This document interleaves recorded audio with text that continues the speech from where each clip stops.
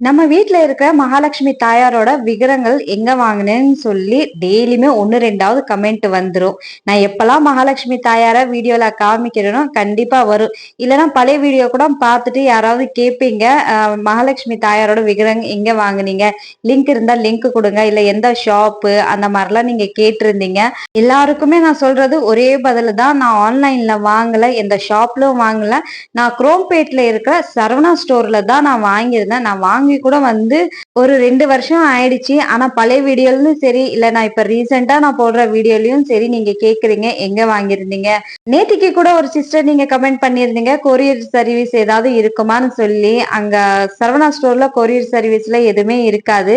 ஆனா 2 வீக் முன்னாடி பாத்தீங்கன்னா நான் சரவணா ஸ்டோர் போயிருந்தேன். நம்ம வீட்டுல இருக்கிற மாதிரி மகாலட்சுமி தாயார் இருக்காங்களான்னு சொல்லி.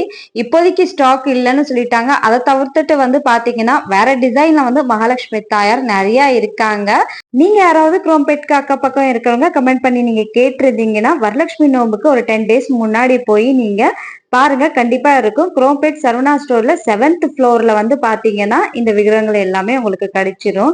அதுவும் இல்லாம நீங்க குரோம்பேட்ல நீங்க உங்க அக்க பக்கம் இருக்கிற எந்த சரவணா ஸ்டோரா இருந்தாலும் சரி ட்ரை பண்ணி பாருங்க. சரவணா ஸ்டோர் ஒண்ணுதான், பிரான்ச் தானே வேற வேற கண்டிப்பா இருக்கணும்னு நினைக்கிறேன்.